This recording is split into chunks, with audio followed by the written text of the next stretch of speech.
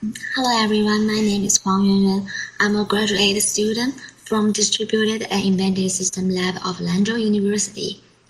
And it's a great pleasure for me to be a co-presenter to share our research with you. Today the topic we want to talk about is disappeared coins steal hash rate in Stratum secretly. Our presentation will be divided into 4 parts. I will introduce the first 2 parts. They are mining and pool and Stratum protocol. And the main speaker will introduce how to steal hash rate in Stratum and the proof of concept later. With the increase of the number of miners and the improvement of the whole computing power of blockchain, it is more and more difficult for a single independent miner to establish miner block to obtain revenue. So many miners combine their computing power in the form of cooperative mining to establish a mining pool. The mining pool will assign jobs to the miner who joins it. According to the computing ability of miners, each miner is assigned a shared target with different difficulty. After completing the jobs, each miner who joins the mining pool can get profit according to the contribution to the mining pool. There are many settlement strategies, such as paperless shells, paper shells plus, and full paper shells. Here I will take Bitcoin as an example to explain what proof of work is. Every miner tries to figure out the solution of the Bitcoin puzzle. If someone finds out the solution, the block he mined will be the next block in the blockchain, after other participants verify that his block is valid. Before generating a block, all transactions need to be verified whether they are valid by miners. Then the valid transactions are packaged into a block. And the new block is generated through proof of work and added to the blockchain. Each block will collect a set of pending transactions in the Bitcoin network. But the first transaction in each block is special, called Coinbase transaction. It is used to specify that when the current block is mined through the proof of work, the miner will receive the corresponding block reward and fees. The figure here illustrates the structure of the Coinbase transaction. From this figure, we can see that the Coinbase transaction can be divided into 4 parts. There are Coinbase 1, Astronauts 1, Astronauts 2, and Coinbase 2. Astronauts 1 covers the first 5 layers of the coin transactions and part of script. The Astronauts 1 covers a small part of script in the Coinbase transaction.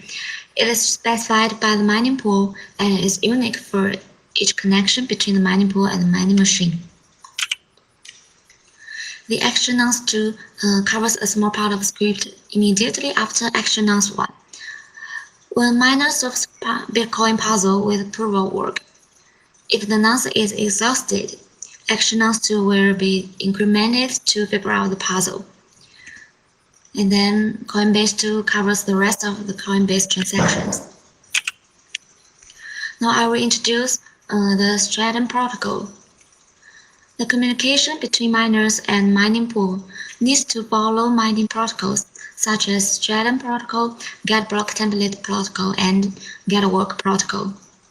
We focused on the Stratum protocol because it is widely used, and brands put forward an upgraded version at the end of 2019.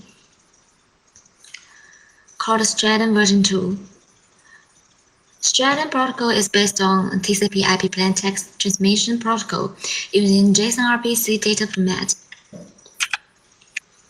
From the table here, we can see that only the slush pool supports Stratum version 2 among the mining pools with top computing power. So the Stratum version 2 has not yet been widely used, and we don't have the corresponding mining machine which supports Stratum version 2.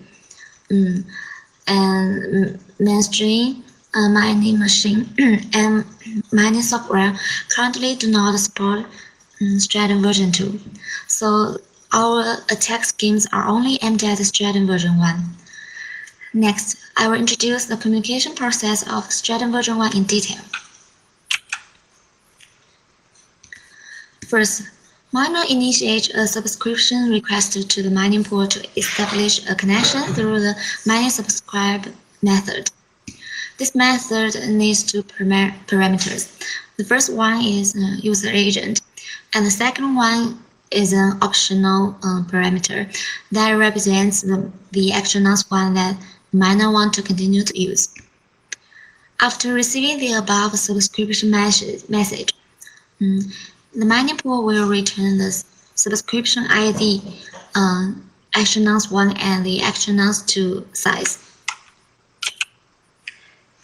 After that, miners use the mining authorized method to send an authorization request to the mining pool.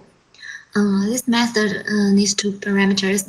They are username and password of the miner. And then mining pool returns true or false to notify miner whether authorization is successful. After that, the miner will use mining actionless subscribe method to inform the mining pool that it supports the mining set actionless method. After successful subscription and authorization, the pool will negotiate the difficulty value with miner through mining set difficulty method. The difficulty needs to be compatible with the computing power of mining machine. And then the mining pool assigns jobs to miner through mining notify method. The mining notify message contains several fields, such as the ID number of job, hash of previous block, Coinbase 1, Coinbase 2, list of Merkle branches, Bitcoin block version, the encoded Bitcoin network difficulty, and the current time. And the last field of the mining notify message is named claim jobs. Its type is Boolean. If true, it means that the miner needs to stop the current work and execute this new work. When the miner finds out the result that matches the difficulty that mining pool set, miner uses mining submit method to submit the result, which called share. And the mining submit method will send job ID actionals to and announce to the mining pool. Besides that, the miner can use mining set actionals method to reset the value of actionals 1 and bytes of actionals 2 saved by miner during the subscription phase. So far, I have covered all the important communication steps in Stratum protocol. Next, the main speaker will introduce the rest of the presentation. Thanks, Yuan. Hello, everyone. I'm Liu Xing from Lanzhou University, China. Now I will share our latest finding in Stratum hacking. The maze-middle attack in Stratum has a pretty long history. The most famous one, as mentioned in Stratum V2's introduction, is the Bitcoin attack. In this slide, we name this as direct job injection, because in Bitcoin, the attackers inject the tasks, hijack the shell submission, and change its user labor. This is user labor to attackers. Bitcoin works well if attackers and victim use the same pool when the connection is properly hijacked. But we all know that it limits the maze-middle effect. As attackers, we want to steal hash rate to anywhere we want. In section 2, we present a simple introduction in Stratum. As mentioned, the actionless 1 is used to construct Coinbase and calculate the share. However, actionless 1 is different in each connection. In this situation, if we just follow the Bitcoin's way to submit share to another pool, the pool will reject the submission. Because we cannot calculate the correct share in this way. To make the makes the middle more practical. We make two new man-in-the-middle methods: a set actual nonce-based man-in-the-middle and a time segment-based man-in-the-middle. The key question is to fix the actual nonce one. At first, we denote two types of polls, just in case misunderstanding. The malicious poll is run by attackers and the normal poll is the victim's poll. At first, we see the normal situation. We can see the manner and the poll works for a while, everything well, no man in the middle, a very typical situation. But for a man in the middle model, the adversary keeps three connections with the manner, the normal poll, and the malicious poll. The adversary inserts the job from malicious poll into the job flow of the normal poll. The manner will work for normal poll and our malicious poll. The adversary established the connection with the malicious manning poll and then listen to the subscription and authorization message of the manner and forwards them to the normal poll. After receiving this message, the manning poll will respond the manner with actual nonce 1 and actual nonce 2 sets, which will be saved by the adversary. And the adversary will also save the difficulty and the job information sent by the manning polls, both the normal poll and the malicious poll. When the manner works for the normal poll for a period of time, the adversary will reset the actual nonce with actual nonce 1 and actual nonce 2 sets of the malicious poll, and construct the set difficulty and notify message, and then send them to the manner to make the manner work for the malicious poll. This process is based on the set actual nonce method. Such a set actual nonce method is a standard method in Stratum protocol, though it's very seldom to be seen in real-world Stratum traffic. But we read the documentation of the Stratum protocol and found it can be used for man-in-the-middle attack. It can reset the actual nonce 1.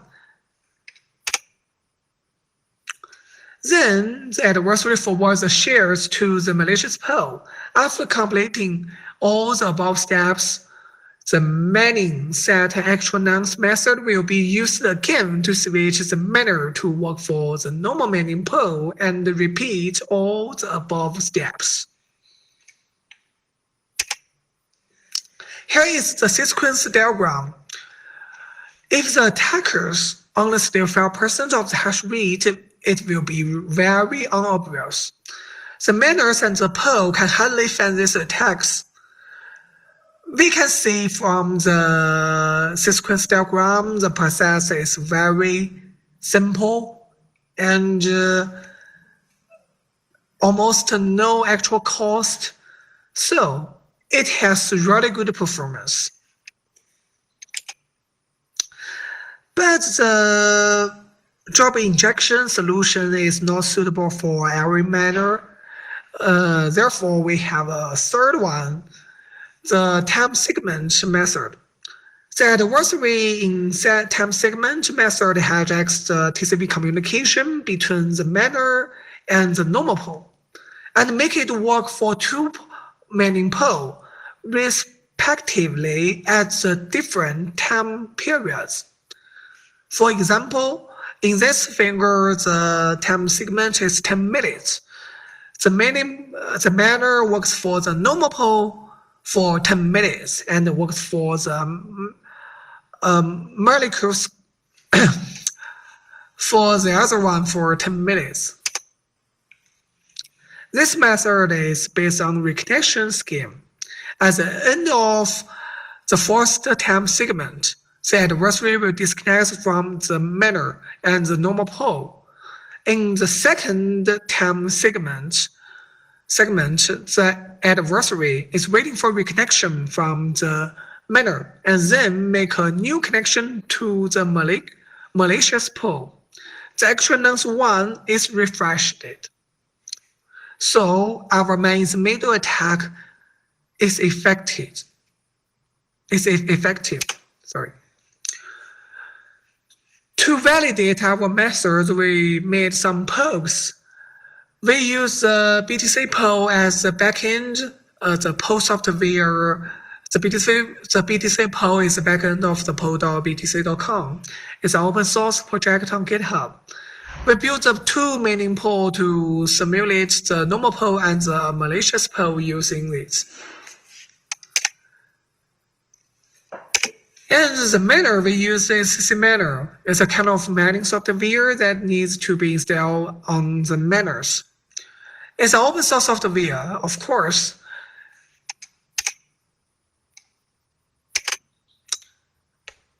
We use 3 video cards, 3 GPUs for the mining process. We do not use ASIC miners because they are all sold out. I tried to buy some of them, but I failed. So then I will introduce the forced poke, the Java injection based on set nonce. We build a prototype. It will give 1 share to the malicious pole after 10 shares submitted to the normal pole.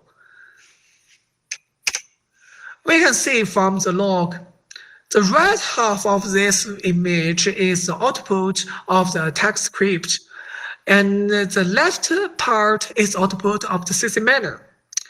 We can see the miner receives the job message and the difficulty message hijacked and forwarded by the adversary successfully. Just this. After the miner submitted several shares to the normal mining pool, it received the mining set nonce message constructed by our adversary. And it can be seen that the share submitted by the miner for the malicious pool was accepted by the malicious pool. This is the key issue. We solve this. We fix this. We can see the log.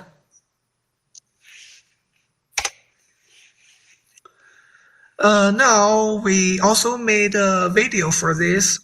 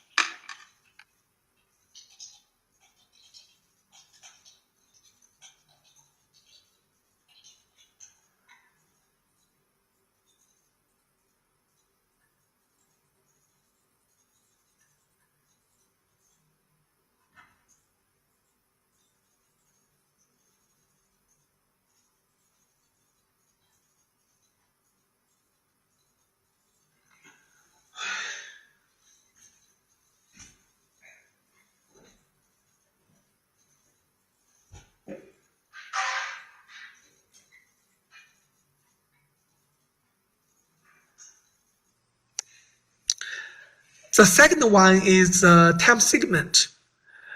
During the time segment attack, our adversary needs to switch connections to different ports at a fixed time segment, with the time segment to 10 minutes. In the first 10 minutes, our adversary will forward the subscription and authorization message to the normal port. The miner will only work for the normal port in the remaining time. At the end of the 10 minutes, the adversary will disconnect from the normal port. In the next 10 minutes, the miner will reconnect to the pole and the adversary will hijack the TCP connection to the malicious pole. The miner will only work for the malicious pole in the remaining time until the time segment ends. We can see the miner receives the job, the difficulty, and to find them forwarded by the adversary successfully, and then we can see the adversary successfully forwarded the share submitted by the miners to the normal mining pool.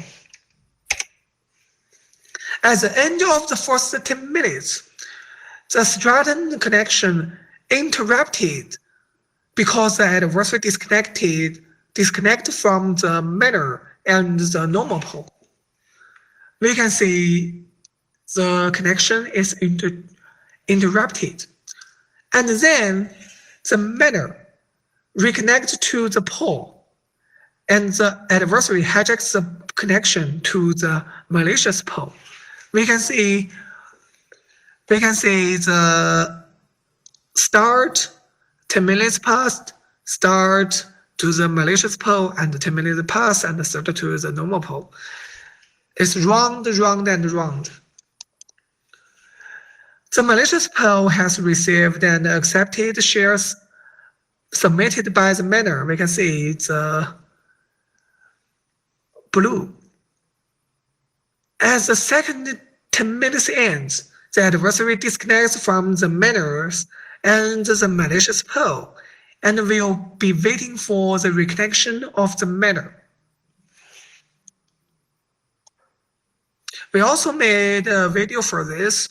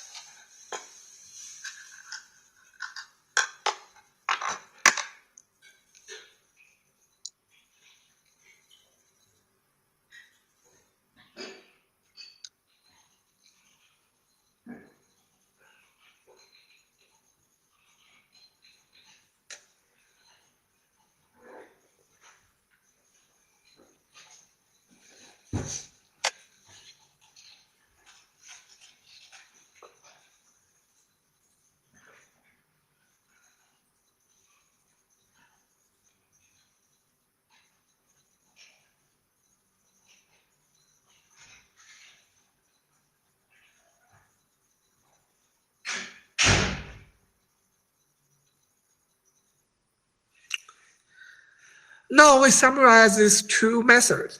Job injection is more powerful, of course, having better performance and more difficult to be detected.